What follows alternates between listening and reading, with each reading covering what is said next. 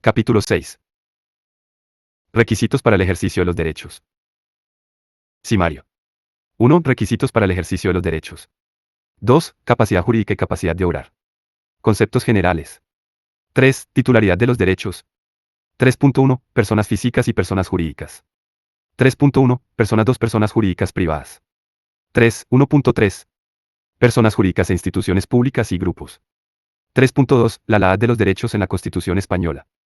4. Nacionalidad española, titularidad y ejercicio de los O5.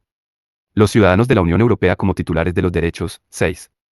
Los extranjeros como inulares de los derechos. 6.1. Los derechos de los extranjeros en la Constitución. 6.2. La legislación de desarrollo en materia de derechos de los extranjeros. 7. La edad. 7.1. Edad, capacidad de obrar y titularidad de los derechos. 7.2. Legislación de menores. 7.3. Los derechos de los menores y principios de actuación de las administraciones públicas. 1. Requisitos para el ejercicio de los derechos.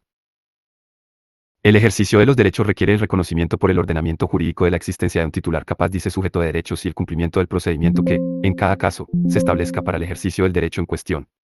Aunque algunos derechos solo requieren la abstención de los poderes públicos para que puedan ser libremente ejercidos por los sujetos, una gran mayoría de ellos requieren, sin embargo, la intervención de los poderes públicos, intervención que determina algunas de las exigencias procedimentales que se analizan en este capítulo. En otros casos, los requisitos que se exigen son inherentes a la propia naturaleza del derecho, que no lograría su fin sin el establecimiento de los mismos, por ejemplo, la exigencia de mayoría de edad para el ejercicio del derecho de sufragio, o son los necesarios para garantizar la seguridad jurídica o la protección de los derechos de terceros. Podemos distinguir, en suma, dos tipos distintos de requisitos para el ejercicio de los derechos. A. Requisitos subjetivos son todos aquellos que se refieren al sujeto de los derechos, dentro de los cuales debemos, a su vez, distinguir 1. Capacidad jurídica. Capacidad de obrar. 2. Titularidad personas físicas. 163. Personas jurídicas, privadas y públicas. Instituciones. Grupos. 3. Nacionalidad. Nacionales, y asimilados. Ciudadanos de la UE. Extranjeros. 4. Edad. Mayoría de edad. Minoría de edad. B. Requisitos procedimentales. Denominamos así a todas aquellas exigencias de procedimiento encaminadas a la consecución del libre ejercicio de los derechos. El procedimiento no es un sistema de limitación o restricción de los derechos, sino un elemento de consecución del fin perseguido por el derecho. El procedimiento tiene, como señala G. Peces Barba, carácter finalista. La finalidad de los derechos puede ser 3S. Genérica, porque engloba todos los derechos y persigue favorecer el desarrollo integral de la persona humana en el contexto de la sociedad en la que viva. Concreta, cuando se refiere a un derecho y determina el objetivo que el sujeto pretende obtener con el ejercicio del mismo. Para conseguir tanto la finalidad genérica como la finalidad concreta de los derechos y libertades, resulta imprescindible en algunos casos que su ejercicio se legue específicamente, lo cual no puede considerarse, como hemos señalado anteriormente, un límite arbitrario, sino una necesidad del propio ordenamiento para garantizar el libre ejercicio de los derechos. Como veremos en el epígrafe siguiente, a través de los requisitos subjetivos y, entre ellos, principalmente con el concepto de titularidad del derecho, podemos responder a la pregunta ¿quién tiene reconocido por el ordenamiento jurídico el derecho en cuestión? Los requisitos procedimentales nos permiten responder a cómo y cuándo pueden ejercerse los derechos. El Tribunal Constitucional ha confirmado que no se produce vulneración de los derechos constitucionales por someter a estos a los requisitos establecidos en él.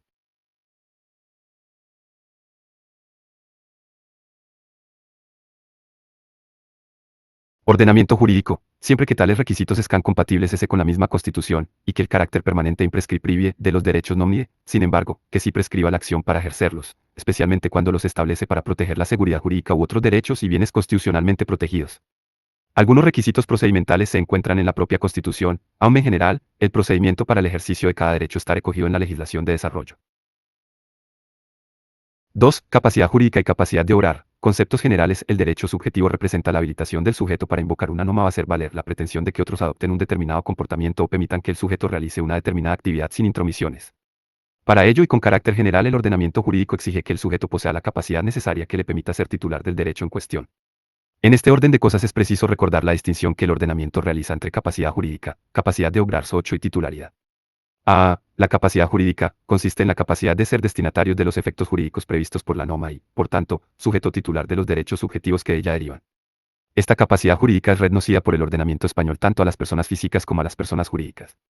El reconocimiento de la capacidad jurídica no implica, sin embargo, que el sujeto sea titular, en todo momento y en toda circunstancia, de todos los derechos reconocidos en el ordenamiento jurídico. B. La capacidad de obra requiere la previa existencia de la capacidad jurídica y de la titularidad concreta respecto del derecho o acción jurídica afectada y representa la posibilidad de intervenir personalmente y sin interme. Diarios en el mundo jurídico en general y naturalmente en todo lo concerniente a los derechos y libertades. El pleno goce y ejercicio directo de los derechos implica estar en posesión tanto de la capacidad jurídica, como de la titularidad y de la capacidad de obra, aunque, si falta esta última, el ordenamiento jurídico permite que, en determinados casos, sea suplida por la intervención de otra persona. Así sucede, por ejemplo, con los menores. Aunque pueden ser titulares de derechos. De edad que, derechos, no poseen capacidad de obrar actuando en su nombre un tutor o representante. Igual si tal situación se produce en el caso de las personas con capacidad reducida o sin capacidad para adoptar decisiones autónomamente. 9. C. La titularidad es el reconocimiento que el ordenamiento jurídico hace a favor de un sujeto como agente y destinatario de un derecho o acción jurídica concreta contemplados en el ordenamiento jurídico. En todo caso, la titularidad requiere la previa existencia de la capacidad jurídica, no así de la capacidad de obrar que, como hemos señalado, puede ser suplida por tutor o representante. En la Constitución no hay previsiones específicas en relación con la adquisición de la capacidad jurídica, por lo que se acude a las normas civiles que han identificado los conceptos de persona, personalidad jurídica y capacidad jurídica. En este sentido, y refiriéndose a la persona física, el artículo 29 del Código Civil, que abre el capítulo primero, de las personas naturales, del título I del nacimiento y la extinción de la personalidad civil, establece que, el nacimiento determina la personalidad, pero el concebido se tiene por nacido para todos los efectos que le sean favorables, siempre que nazca con las condiciones que expresa el artículo siguiente, el cual afirma que, la personalidad se adquiere en el momento del nacimiento. Con vida, una vez producido el entero desprendimiento del seno materno, art. 30 cc 40. Así, pues, para el derecho se es persona y se adquiere capacidad jurídica a través del nacimiento con vida. De lo anterior se deduce que el no nacido o el nacido sin vida, en los términos del artículo 30 cc, no es persona a efectos jurídicos. El Tribunal Constitucional confirmó esta tesis en su STC 53/1985 de 11 de abril, despenalización de ciertos supuestos de aborto, en otras posteriores y en la más reciente STC 44/2023, de 11 de mayo, que resuelve el recurso de inconstitucionalidad interpuesto contra la Ley Orgánica 2/2010, Ley Orgánica 2/2010, de 3 de marzo, de salud sexual y reproductiva y de la interrupción voluntaria del embarazo. La personalidad así reconocida solo se pierde por la muerte de las personas físicas, art. 32 cc, la minoría de edad y determinadas incapacidades mentales de las personas no son sino restricciones de la capacidad de obrar. Paralelamente, la Constitución, inscripción y /diagonal o registro permiten nacer a la persona jurídica ante el ordenamiento. Al respecto, el artículo 35 del Código Civil establece que son personas jurídicas, las corporaciones, asociaciones y fundaciones de interés público reconocidas por la ley, y añade el mismo precepto, que su personalidad empieza desde el instante mismo en que, con arreglo a derecho, hubieran quedado válidamente constituidas. B. Las asociaciones de interés particular, sean civiles, mercantiles o industriales a las que la ley conceda personalidad propia, independiente de la de cada uno de los asociados 341 de insistirse en que la adquisición de la capacidad jurídica no supone la correlativa adquisición de todos y cada uno de los derechos y libertades que el ordenamiento recoge, constitucionales, legales, de producción interna y de producción exma. Por el contrario, cada derecho requiere un titular que, en la inmensa mayoría de los supuestos, es la persona física, españoles y /diagonal o extranjeros, según los casos. Como ya hemos señalado, otros derechos permiten que la titularidad de los mismos sea atribuible también o una exclusiva a las personas jurídicas.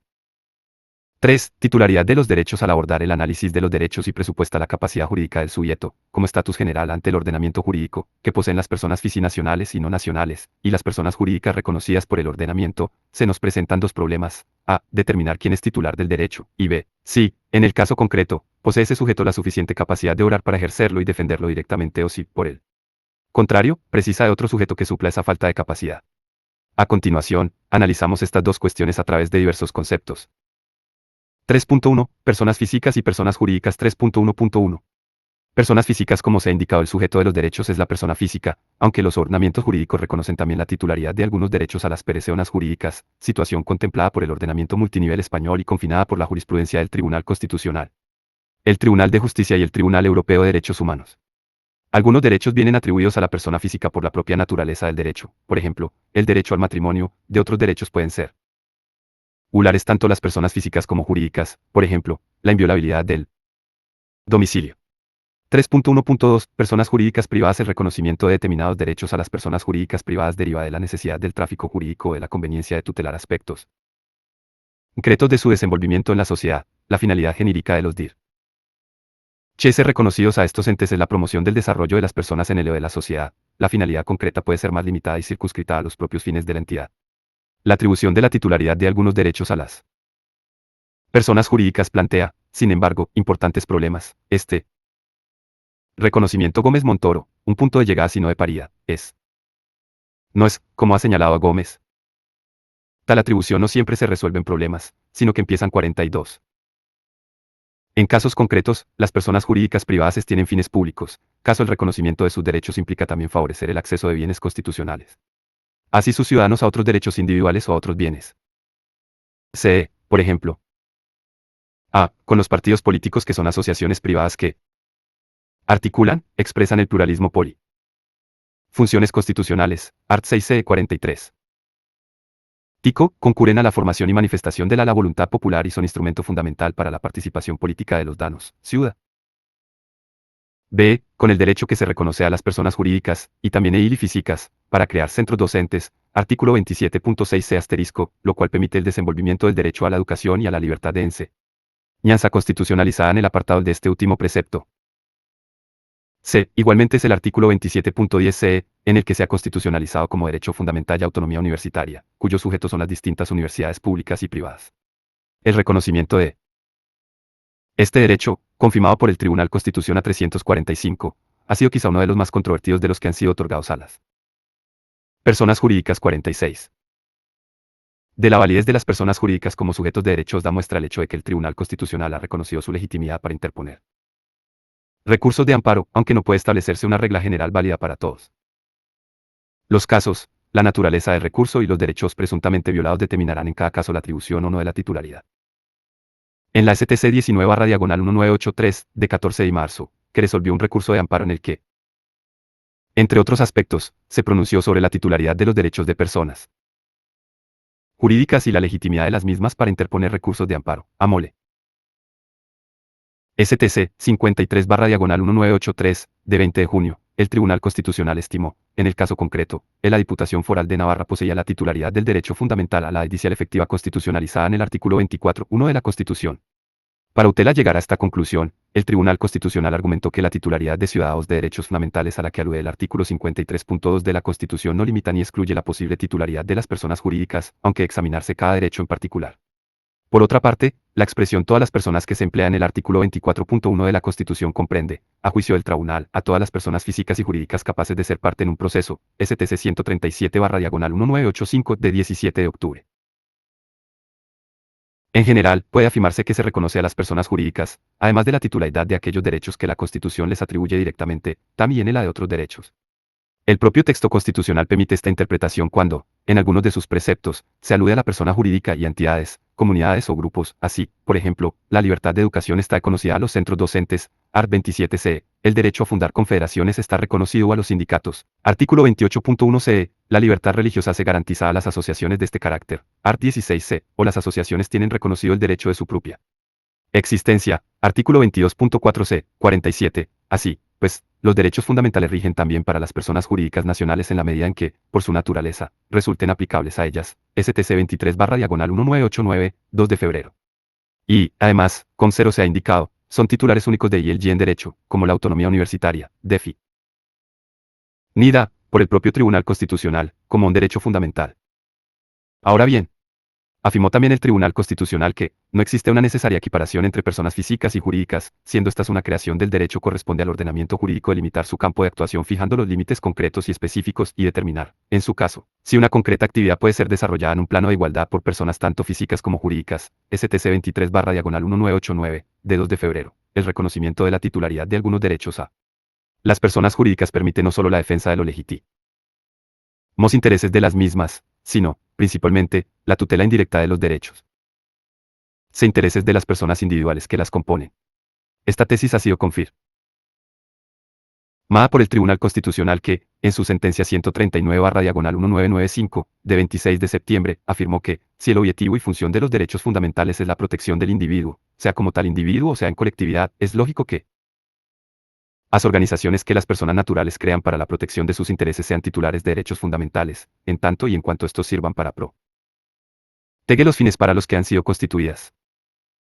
La incorporación de la persona jurídica como titular de derechos no impide, sin embargo, que quede excluida de algunos de ellos que por su naturaleza y alcance enecen exclusivamente a la persona física, por ejemplo, la prohibición de tratos inhumanos o degradantes, y que, respecto de otros, pueda modularse la regulación STC 139/1995, de 26 de septiembre. Legal en función de que el titular sea persona física o jurídica, STC 117/1998, del 2 de junio incluso, en algún caso, la posición de la persona jurídica pueda tener una protección menor que la que pudiera recibir la persona física. 3.1.3. Personas jurídicas e instituciones públicas y grupos. A. La atribución de la titularidad a las personas jurídicas e instituciones públicas.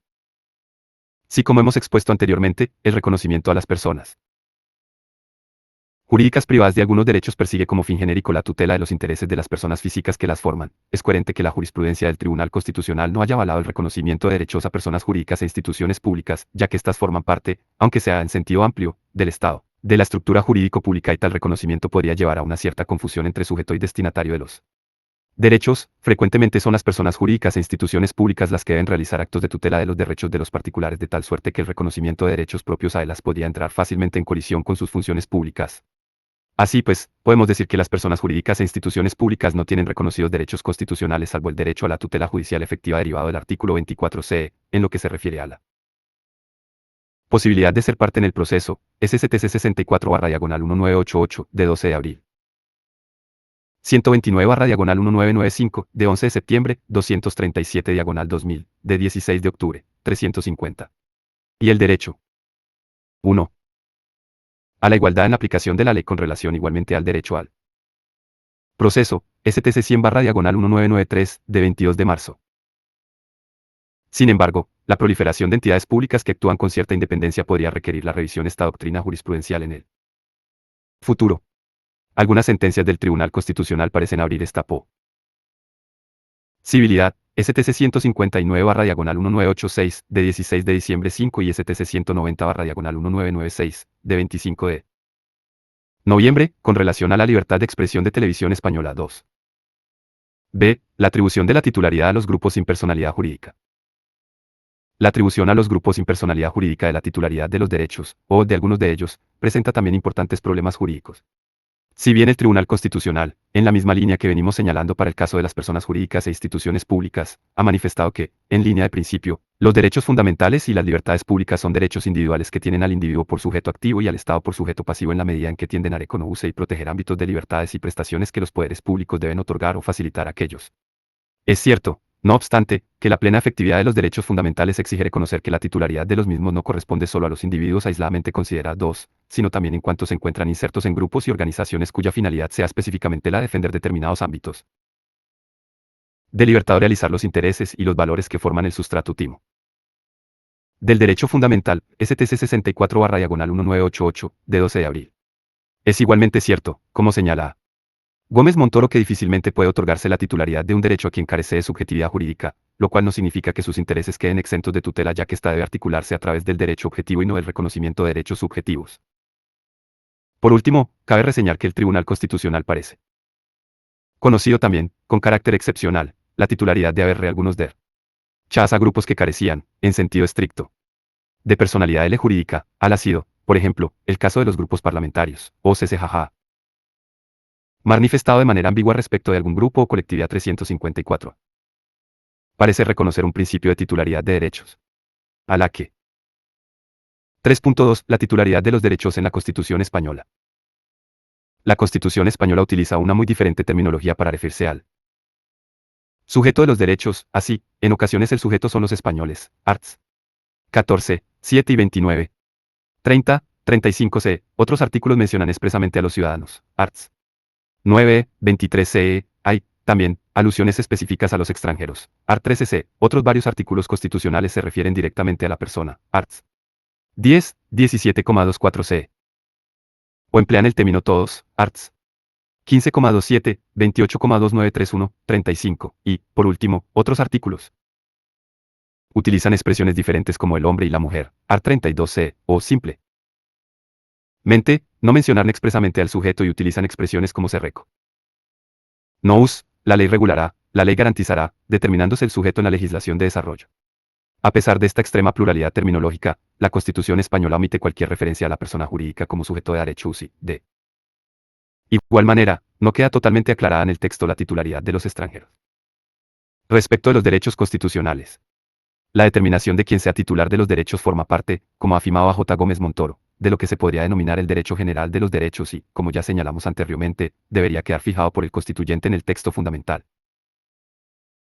Aunque podría defenderse que en el ordenamiento español los derechos constitucionales, cuyo titular sea una persona física, se reconocen a todos los ciudadanos, ya los extranjeros en los términos que el ordenamiento establece, existiendo siempre, por tanto, capacidad jurídica y titularidad, y posponiendo, en determinados supuestos, el reconocimiento de la necesaria capacidad de obrar hasta la mayoría de edad del sujeto, creemos que tal tesis es difícilmente compatible con el sistema de derechos constitucionales. Como hemos manifestado anteriormente, el reconocimiento de una titularidad general para todos los derechos implicaría necesariamente que, en los casos en los que el sujeto no pudiera ejercer el derecho directamente, por 354 al respecto puede consultarse la STC 214/1991, de 11 de Siemplo. Por minoría de edad. Podría suplirse la falta de capacidad mediante repretante, cosa que, como sabemos, no sucede de manera general. Es obvio que existen derechos constitucionales cuyo ejercicio es de carácter personal y no admiten intermediario. Así, por ejemplo, el derecho de sufragio, el derecho a la objeción de conciencia, el derecho al matrimonio. En estos casos, parece que debe concluirse que, aun existiendo capacidad jurídica, no hay titularidad del derecho en concreto. En la Constitución, podemos distinguir varios supuestos en relación con la atribución de la titularidad. A. Que la titularidad de determinados derechos se atribuya exclusivamente a las personas físicas o a las personas jurídicas. Hay derechos constitucionales cuyo sujeto es exclusivamente la persona jurídica, el reiterado derecho a la autonomía universitaria, como también hay derechos cuyo titular es solo la persona física, derecho a la educación, libertad de conciencia. B. Que la titularidad de un derecho se atribuya tanto a las personas físicas como a las personas jurídicas, inviolabilidad del domicilio, libertad de sía y articulación, propiedad. C. Que se atribuya la titularidad de un derecho a la persona física pero que ésta, por carecer de la necesaria capacidad de obrar, por ejemplo, por minoría de edad o incapacidad, no pueda ejercerlo directamente y precise de un representante, derecho a la integridad física y moral, prohibición de tortura y trato inhumano o degradante, derecho a la propiedad privada, derecho a la intimidad y a la propia imagen. De que la titularidad dependa de la existencia de otro requisito subjetivo, por ejemplo, la edad, la capacidad y, en determinados casos, la nacionalidad, derecho al matrimonio, derecho y deber de trabajar, de sufragio activo y pasivo. Aunque la práctica totalidad de los derechos tienen un titular individual, con independencia de que el ejercicio pueda ser o no colectivo y plural, excepcionalmente podría defenderse que hay derechos que requieren una titularidad múltiple o cotitularda, por su naturaleza grupal, por ejemplo, el derecho de huelga.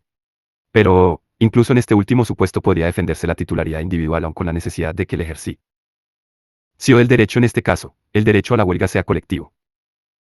Distinguíamos así entre la titularidad colectiva o cotitularidad y el ejercicio colectivo de un derecho de titularidad individual que es, obviamente, cosa bien distinta. Tribunal Constitucional, por otro lado, no siempre ha seguido estrictamente la leminología constitucional a la hora de reconocer la titularidad de derechos. Así, por ejemplo, ha extendido los derechos esenciales de la persona a todos los extranjeros. Aunque la literalidad del artículo 13.1c parecía indicar una interpretación más restrictiva al respecto, en su STC 95/2000, de 10 de abril de 2000, en la que se resolvía el derecho a la asistencia sanitaria de una mujer extranjera que carecía del permiso de dencia y que convivía con un español, el alto tribunal afirmó que, este 173 tribunal ha venido definiendo el alcance de la proyección del principio de igualdad y no discriminación sobre los derechos y libertades de los extranjeros, a los que se refiere el artículo 13.1c, al establecer que gozarán en España de las libertades públicas garantizadas en el título y, si bien en los términos que establezcan los tratados y ley, desde nuestra STC 107/1984, de 23 de noviembre, hemos mantenido ni la expresión misma de libertades públicas ha de interpretarse en sentido restrictivo, ni tal remisión supone que se haya querido desconstitucionalizar la posición jurídica de los extranjeros relativa a ellas, sino que supone, únicamente, el reconocimiento de estas con arreglo a su configuración legal. Ya así, como declaramos en dicha sentencia. Hemos reiterado en las SCTC 99/1985, de 30 de septiembre, y 130/1995, del de septiembre, los extranjeros gozan en nuestro país, en condiciones plenamente avalsa a los españoles, de aquellos derechos que pertenecen a la persona en cuanto tal y que resultan imprescindibles para la garantía de la dignidad humana, artículo 10.1c, por contra, no es posible el acceso a otro tipo de derechos, como los reconocidos en el art. 23ce, según dispone el artículo 13.2 y con la salvedad que contiene, y, finalmente, existe un tercer grupo integrado por aquellos derechos de los que podrán ser titulares en la medida y condiciones que se establezcan en los tratados y leyes, siendo admisible en tal caso que se fijen diferencias respecto a los nacionales. Por tan cero, para determinar quién sea el titular de un derecho en cada caso debe acudirse obviamente al texto constitucional, pero es igualmente inexcusable la consulta de los estatutos de autonomía, de la legislación de desarrollo, de los tratados internacionales, y de la jurisprudencia del Tribunal Constitucional, del Tribunal de Justicia y del Tribunal de Derechos Humanos. Solo un análisis sistemático de todo ello, como corresponde al caso, nos permitirá fijar con precisión la posición del ordenamiento jurídico multinivel español en este punto. La titularidad de los derechos constitucionales es irrenunciable, como ha confirmado el Tribunal Constitucional en varias de sus sentencias 356, aunque, obviamente, sí puede renunciarse el ejercicio concreto de uno o más derechos en una circunstancia o caso igualmente determinado. El Tribunal Constitucional, en su sentencia 76/1990, de 26 de abril, estableció claramente que, desde la perspectiva del sujeto responsable, es claro que esta abstención en el ejercicio de impugnaciones no supone una renuncia al derecho a la tutela judicial efectiva, lo que sería en sí mismo inconstitucional, dado el carácter irrenunciable e indisponible de este derecho fundamental, sino simplemente al uso de tal derecho y de las acciones en que se manifiesta por un periodo de tiempo y en relación con un acto administrativo concreto. También, aunque con carácter excepcional, pueden suspenderse algunos derechos constitucionales. La Constitución española prevé esta posibilidad en el artículo 55, que será objeto de análisis en un capítulo posterior. Podríamos decir que la titularidad de los derechos se pierde con la muerte como se pierde con esta la personalidad civil, art. 32 del Código Civil. Siguiendo la jurisprudencia del Tribunal Constitucional, una vez fallecido el titular de los derechos, extinguida su personalidad, de conformidad con lo establecido en el artículo 32 del Código Civil citado, desaparece afirma el Alto Tribunal, también el mismo objeto de la protección constitucional. De esta suerte no cabe aceptar la indefensión de una persona fallecida, esto es una consecuencia de la desaparición del sujeto del derecho y de la finalización del reconocimiento de la capacidad jurídica que se le otorgó con el nacimiento. 4. Nacionalidad española, titularidad y ejercicio de los derechos. El artículo 11 se establece que la nacionalidad española se adquiere, se conserva y si pierde de acuerdo con lo establecido por la ley, arts. 17 a 28 del Código Civil. En lo que a estas páginas interesa, la nacionalidad es un atributo directamente vinculado al ejercicio de muchos de los derechos reconocidos en el ordenamiento español. Las diferencias para el acceso y el libre ejercicio de los derechos entre los nacionales, asimilados, y los escenonacionales, aunque hay categorías muy distintas entre estos últimos, deben estar firmemente fundamentadas en principios y criterios constitucionales y legales, y tener en el principio de igualdad su horizonte tanto para los nacionales y asimilados como para los no nacionales, en los términos legalmente establecidos. El valor, art. 1.1c, el principio, artículo 9.2c, y el derecho a la igualdad, art. 14c, enmarcan transversalmente el ordenamiento multinivel español. La Constitución contiene otras referencias a la igualdad. Así, específicamente, el 139.1 se establece que todos los españoles tienen los mismos derechos y obligaciones en cualquier parte del territorio del Estado, y, en el mismo sentido, el artículo 149.1 c, que enumera las materias de competencias exclusivas del Estado, establece, como primera de ellas, que le corresponde la regulación de las condiciones básicas que garanticen la igualdad de todos los españoles en el ejercicio de los derechos y en el cumplimiento de los deberes constitucionales. Asterisco, el derecho a la igualdad no representa, sin embargo, que todas las personas físicas, de nacionalidad española, sean titulares, en todo momento y en toda circunstancia, de todos los derechos reconocidos por el ordenamiento jurídico.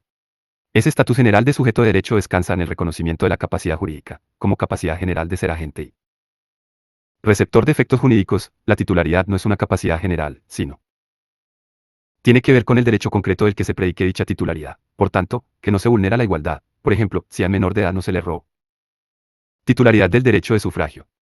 Más discutibles resultan otras matizaciones del principio de igualdad que, sin embargo, han recibido respaldo jurisprudencial. Así el Tribunal Constitucional, entre otras, en su sentencia 173/1998, de 23 de julio, estableció respecto del contenido del mencionado artículo art. 139.1c, que consagra la igualdad de todos los españoles en cualquier parte del territorio, que este tipo de preceptos son presupuestos solícitos, pero no títulos competenciales.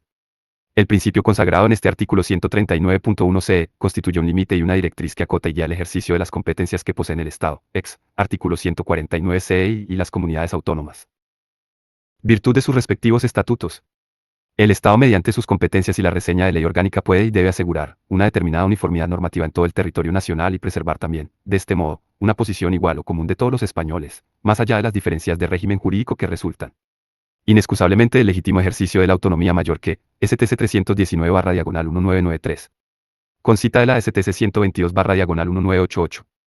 Para las comunidades autónomas este precepto también establece una limitación, aunque debe advertirse que ese principio no puede ser entendido en modo alguno como una rigurosa y monolítica uniformidad del ordenamiento de la que resulte que en cualquier parte del territorio se tengan los mismos derechos y obligaciones. STC 337-1994, Fundamento Jurídico 19, y, en segundo lugar, que dado el ámbito de aplicación territorialmente limitado de la legislación autonómica, lo primero que en ella debe preservarse es el trato igual que en ella debe dispensarse a todos los residentes en una determinada comunidad autónoma. La jurisprudencia constitucional, por tanto, admite ciertas matizaciones en la aplicación del principio de igualdad en relación con la descentralización territorial. Esta interpretación ha sido confirmada por el Tribunal Constitucional en la sentencia 312-1010 sobre el Estatuto de Autonomía de Cataluña, al decidir sobre la compatibilidad de la inclusión de derechos en algunos estatutos de autonomía, entre ellos, en el de Cataluña, ya que esta tendencia legislativa en algunas comunidades autónomas podría vulnerar, entre otros, el derecho a la igualdad en el acceso y el ejercicio de los derechos en todo el territorio nacional. El Tribunal Constitucional 1 ha avalado la posibilidad de que los estatutos incorporen derechos, pero ha interpretado dicho contenido vinculándolo al ámbito competencial de cada comunidad y bajando su naturaleza jurídica en muchos casos a la de principios. 5. Los ciudadanos de la Unión Europea como titulares de los derechos. Como es conocido, el Tratado de la Unión Europea conformó la ciudadanía europea y con ella se consolidó un estatus de ciudadano europeo singular. Los ciudadanos europeos de cualquiera de los Estados miembros son sujetos del derecho de la 176. Unión Europea y específicamente son sujetos de los derechos fundamentales reconocidos en este ámbito. El preámbulo del Tratado de la Unión Europea estableció la ciudadanía europea su artículo 9 consagró dicha ciudadanía estableciendo que será ciudadano de la Unión toda persona que tenga la nacionalidad de un Estado miembro. La ciudadanía de la Unión se añade a la ciudadanía nacional sin sustituirla. El Tratado de Funcionamiento ha regulado también expresamente las cuestiones relativas a la nacionalidad y a la ciudadanía europea. En el artículo 20, tras reiterar, en su apartado 1, lo que dice en artículo 9 del TUE antecitado, se establece que los ciudadanos de la Unión son titulares de los derechos y están sujetos a los deberes establecidos en los tratados, y que tienen, entre otros, los derechos a. De circular y residir libremente en el territorio de los Estados miembros. B. De sufragio activo y pasivo en las elecciones al Parlamento Europeo y en las elecciones municipales del Estado miembro en el que residan, en las mismas condiciones que los nacionales de dicho Estado. C. De acogerse, en el territorio de un tercer país en el que no esté representado el Estado miembro del que sean nacionales, a la protección de las autoridades diplomáticas y consulares de cualquier Estado miembro en las mismas condiciones que los nacionales de dicho Estado. D. De formular peticiones al Parlamento Europeo, de recurrir al Defensor del Pueblo Europeo, así como de dirigirse a las instituciones y a los órganos consultivos de la Unión en una de las lenguas de los tratados y de recibir una contestación en esa misma lengua. Establece igualmente este precepto que estos derechos se ejercerán en las condiciones y dentro de los límites definidos por los tratados y por las medidas adoptadas en aplicación de estos. Los artículos 21, 22, 23 y 24 se dedican al reconocimiento de los derechos de circulación, de sufragio, de protección diplomática y consular, la iniciativa legislativa popular, el derecho de petición ante el Parlamento Europeo y la posibilidad de dirigirse a otras instituciones y de presentar quejas ante el Defensor del Pueblo Europeo, derechos que están incluidos igualmente en la Carta de Derechos Fundamentales. Complementariamente, el artículo 18 del Tratado de Funcionamiento establece que, en el ámbito de aplicación de los tratados y sin perjuicio de las disposiciones particulares previstas en los mismos, se prohibirá toda discriminación por razón de la nacionalidad. El Parlamento Europeo y el Consejo, con arreglo al procedimiento legislativo ordinario, podrán establecer la regulación necesaria para prohibir dichas discriminaciones. 6. Los extranjeros como titulares de derechos. 6.1. Los derechos de los extranjeros en la Constitución. Es frecuente en la historia de los derechos y libertades la referencia a los derechos del hombre o a los derechos humanos en un sentido evidentemente universalista, pero 177. Es lo cierto que el conocimiento efectivo de los derechos ha caminado unido al desarrollo de los estados nacionales y al reconocimiento que de los mismos se ha llevado a cabo en el ámbito internacional. El artículo 1 del 1 Convenio Europeo de Humanos impone a los estados que los derechos reconocidos en dicho convenio se apliquen a todas las personas dependientes de su jurisdicción, otorgando de esta forma al convenio una efectividad o alcance territorial. Y 359. La participación de España en la Unión Europea ha incorporado la categoría de edad europeo a nuestro ordenamiento, pero la condición de extranjero no se niéndose respecto de los nacionales de terceros estados. Aunque en las últimas la legislación relativa a los extranjeros se ha modificado para ampliar sus derechos. Tutelar sus intereses. La situación de los extranjeros continúa estando muy aliada. Estándar de protección que reciben los nacionales y los ciudadanos de la Unión.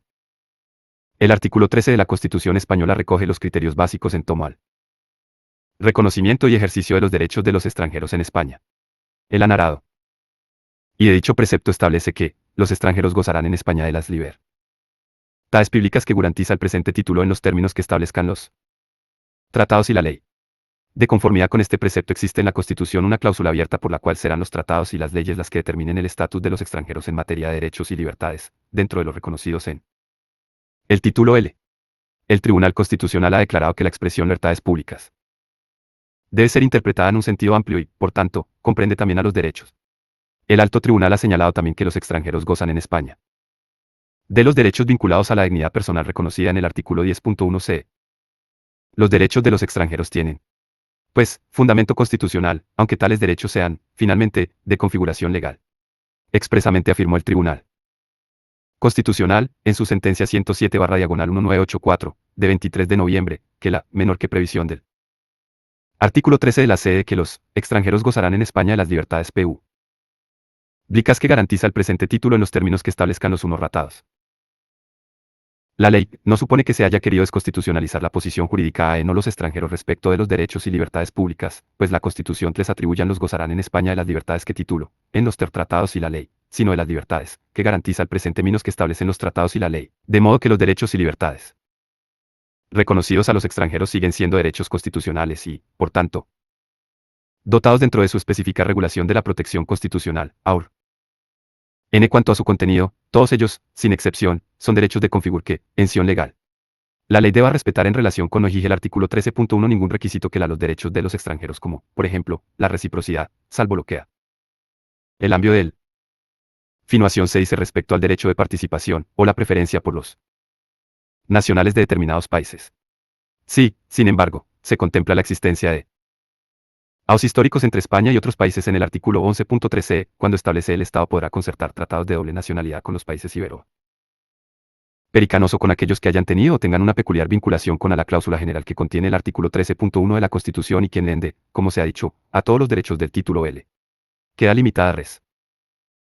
Necto al derecho de participación política por lo establecido en el apartado 2 del mismo artículo 13 que, literalmente, establece, solamente los españoles serán titúlapes de los derechos reconocidos en el artículo 23, salvo lo que, atendiendo a criterios de reciprocidad, pueda establecerse por tratado o ley para el derecho de sufragio activo y pasivo en las elecciones municipales.